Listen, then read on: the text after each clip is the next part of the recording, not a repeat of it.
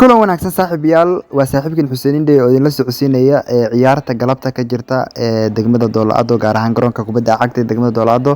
Ciyaartan waa ciyaar final ah, waa ciyaartii ugu dambeysay ee ciyaaraha degmooyinka gobolka Liibaan ee dhawaanahan ka soo socday isla garoonkan kubadda cagta ee degmada Doolacado.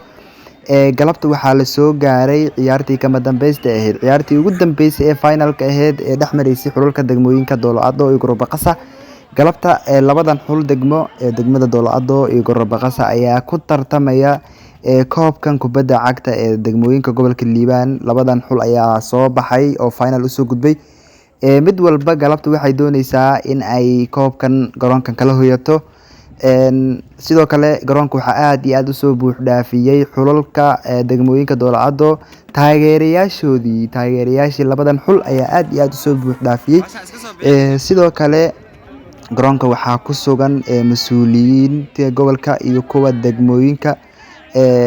Sidoo kale garoonka aad iyo aad ayuu galabta u camiran yahay.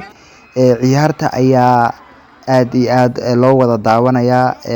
Half-time-gii hore ama qaybtii hore ee ciyaarta ayaa 2-0 kusoo dhamaatay. Waxaa labada dhaliyay kooxda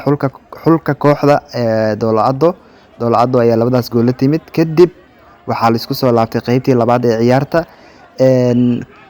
Degmada Gorobaqasa half-time-gii hore waxba gool ah ma dhalinin, balse half-time-gii dambe degmada Doolacado ayaa sidoo kale gool kale la timid, halkaasi ay guusha ku raacday. Taageerayaashii degmada Doolacado ayaa xamaasad iyo weliba muujiyay farxadda ay u qabaan in ay degmada kala hoydaan, in ay garoonkan kala hoydaan koobkii ay dhawaanahan kusoo hartamayeen degmooyinka gobolka Liibaan.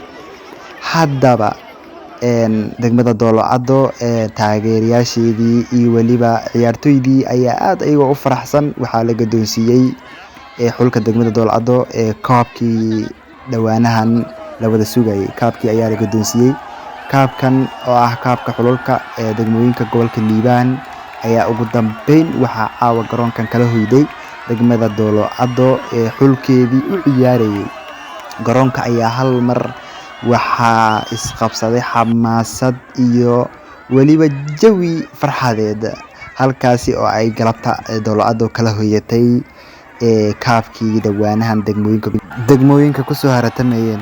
Waa saaxiibkiin Xuseen Indhe oo idin leh videogan hadduu kusoo gaaro like garee, share garee, sidoo kale YouTube-keena subscribe dheh, page-keenana kusoo bir. Mahadsanidin.